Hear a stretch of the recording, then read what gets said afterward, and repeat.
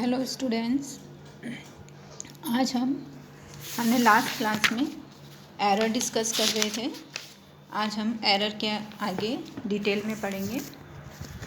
Errors हमने देखा कि जो हमारी ट्रू वैल्यू होती है उससे जो हमारी वैल्यू में डिफेक्ट आता है उसे हम एरर बोलते हैं। एरर को उनकी कैटेगरी के अकॉर्डिंग 3 कैटेगरीज में डिवाइड किया गया है: डिटरमिनेट एरर, इनडिटरमिनेट एरर और एक्सीडेंटल एरर्स। ठीक है, आज हम सबसे पहले डिटरमिनेट एरर के बारे में पढ़ेंगे कि डिटरमिनेट एरर क्या होती है।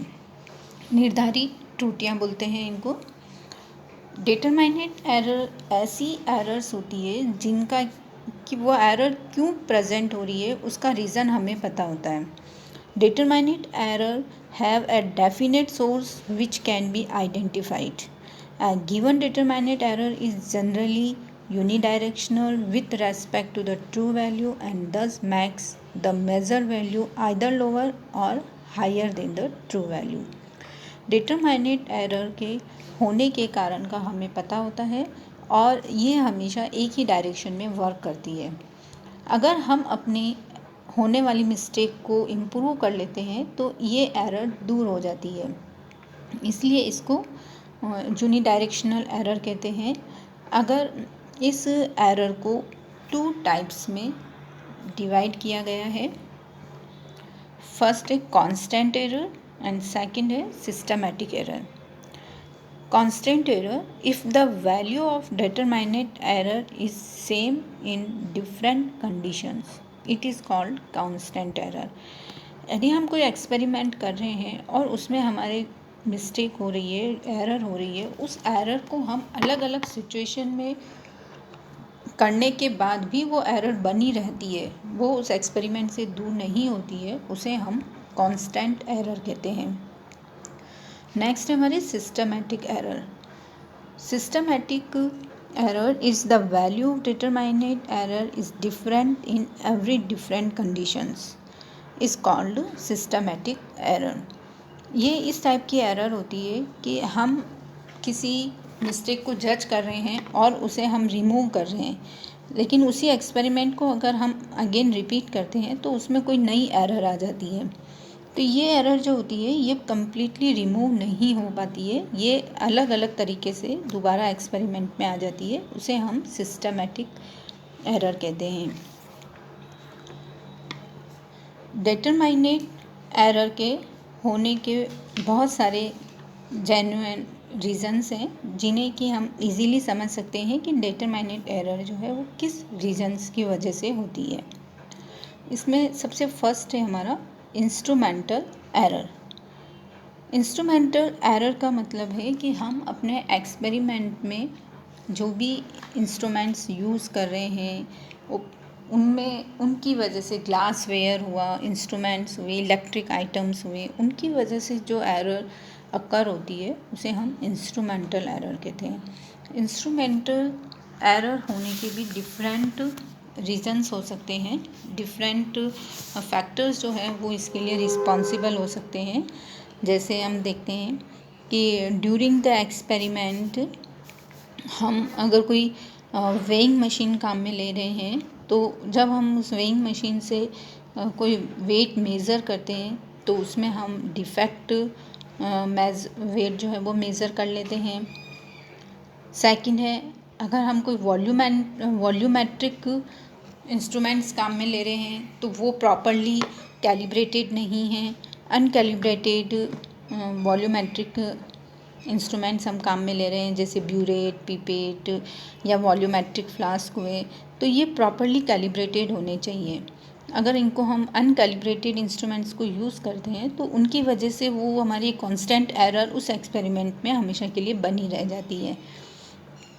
नेक्स्ट रीज़न है जैसे कि हम कोई ग्लास वेयर जो यूज़ कर रहे हैं वो प्रॉपरली कैलिब्रेटेड नहीं किया गया है प्रॉपर टेम्परेचर में, मतलब वो बहुत ही लो क्वालिटी के ग्लास वेयर्स हैं जिन्हें हम जब एक्सपेरिमेंट के दौरान यूज़ करते हैं तो वो टूट जाते हैं या उनका ग्लास जो है वो हमारे केमिकल के साथ रिएक्ट कर लेता है।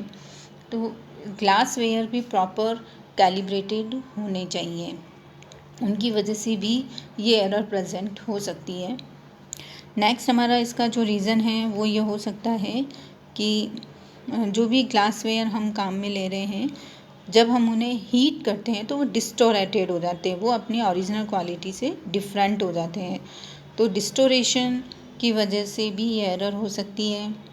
और contamination of the inner surface of the containers, जो भी कंटेनर्स हम काम में ले रहे हैं उनकी इनर सरफेस जो है वो कॉन्टेमिनेटेड हो जाती है किसी भी रिएजेंट के साथ या किसी भी केमिकल के साथ, तो उसकी वजह से भी एक्सपेरिमेंट में एरर आ जाती है। नेक्स्ट हमारे इसमें रीज़न हो सकता है कि हम कोई भी इलेक्ट्रिक इंस्ट्रूमेंट जो काम में ले रहे हैं वो उनमें हमें बहुत ही ध्यान रखने की ज़रूरत होती है।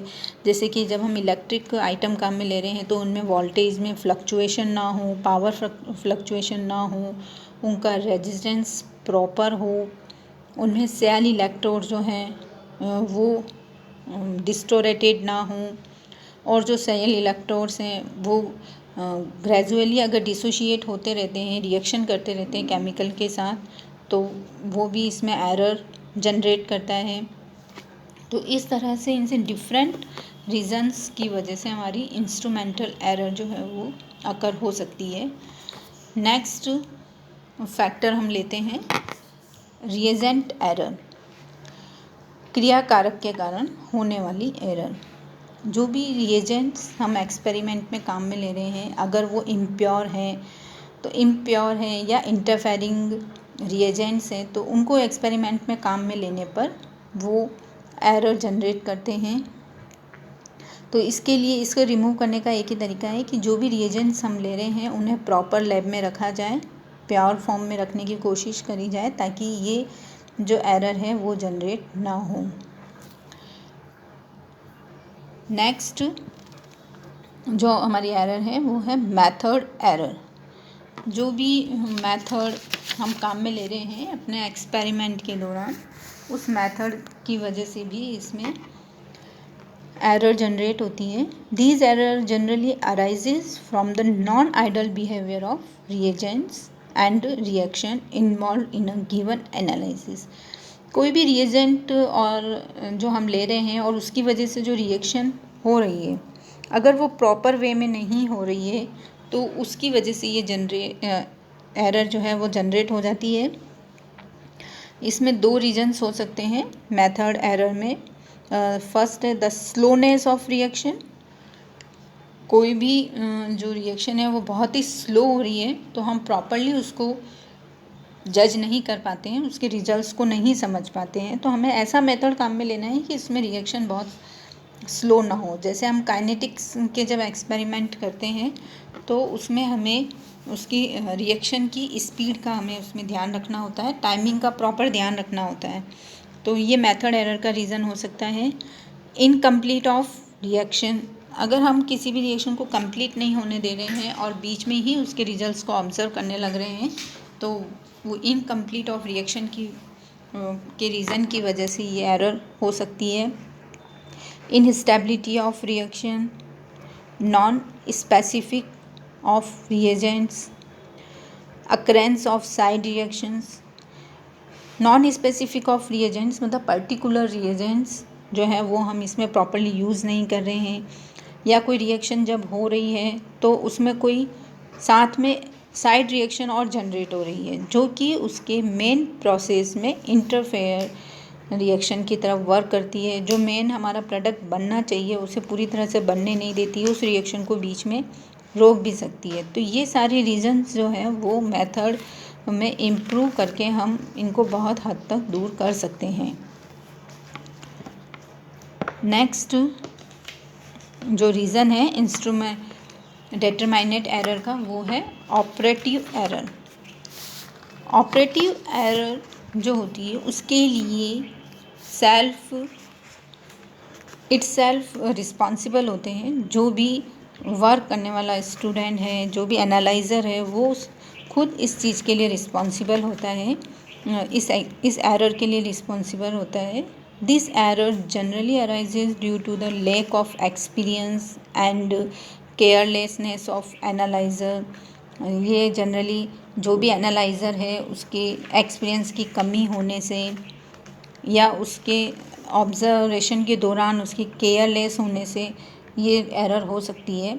जैसे कि हम समझ सकते हैं कि जैसे कि हम कभी कोई एक्सपेरिमेंट कर रहे हैं तो उस दौरान अगर हम एक्सपेरिमेंट करते करते अगर हम अपने बीकर को खुला छोड़ दें, ओपन छोड़ दें, तो उसमें ऊपर से भी एयर से भी उसमें रिएक्शन हो जाती है। या हम किसी विलियन को हीट कर रहे हैं तो हम उसको ज़्यादा हीट कर रहे हैं तो वो जो सॉल्यूशन है वो उछलने लग जाता है, बाहर निकलने लग जाता है, जिससे उसके वॉल्यूम पर, उसकी कंसंट्रेशन पर इफ़ेक्ट होता है।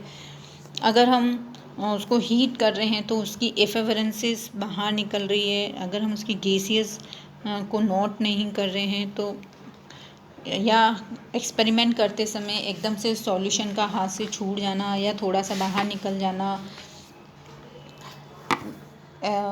पीपीटी जब हमारे पास आती है तो उसको जब हम एक फ़िल्टर से लेकर दूसरे फ़िल्टर पे लेकर उसको जब ड्राई करने की कोशिश करते हैं तो एक फ़िल्टर से दूसरे फ़िल्टर पर ले जाने पर उसके वेट में लॉस हो जाता है। या हम जब पीपीटी को बर्न कर रहे हैं तो प्रॉपर टेम्परेचर पे हम उसको बर्न नहीं करते हैं, कम या से ज़्यादा टेम्परेचर पे हम उसको बर्न करने लग जाते हैं तो उसकी जो पीपीटी की ओरिजिनलिटी है वो ख़त्म हो जाती है। या फिर जब क्रूसिबल को जब हम यूज़ करते हैं हमारे पीपीटी को मेज़र करने के लिए तो हम उसे प्रॉपरली कोल्ड नहीं करते हैं, उसका बर्निंग जो है पीपीटी का हम प्रॉपर टेम्परेचर पर नहीं कर रहे हैं। या ये हो सकता है कि जब हम उनका वेट मेज़र कर रहे हों तो उस दौरान हम उसको ढंग से उसके वेट की रीडिंग नहीं लिखें, क्रूसिबल को सही कंडीशन में ना रखें, या फिर पीपीटी को हम जो पीपीटी आती है उसको अगर हम एक से ज़्यादा बार वॉश कर लें, मतलब जितनी ज़रूरत नहीं है उससे ज़्यादा हम उसको वॉश करें, ओवर वॉशिंग बोलते हैं इसे हम। अगर हम ओवर वॉशिंग करेंगे तो पीपीटी का वेट जो है वो लॉस हो जाएगा, ओरिजिनल वेट से उसका वेट लॉस हो जाएगा। या हो सकता है कि जब हम उसका वेइंग करें तो उसमें मॉइस्चर रह जाए तो हमें उसका एक्चुअल वेट नहीं मिलेगा। तो ये सब जो प्रॉब्लम्स है, ये सारी जो मिस्टेक्स हैं, इसके लिए खुद एनालाइज़र रिस्पॉन्सिबल होता है। और कितनी बार ये जो एरर होती है वो एनालाइज़र के एक्सपीरियंस की कमी की वजह से होती है, क्योंकि उसे प्रैक्टिकल का पूरा नॉलेज नहीं होता है या उसको किस तरीके से किस टेक्निक को अप्लाई करना है वो उसे ढंग से नहीं कर पाता है। इस वजह से हमारी ऑपरेटिव एरर जनरेट होती है। इसके आगे के रीज़न हम नेक्स्ट क्लास में पढ़ेंगे। थैंक्स।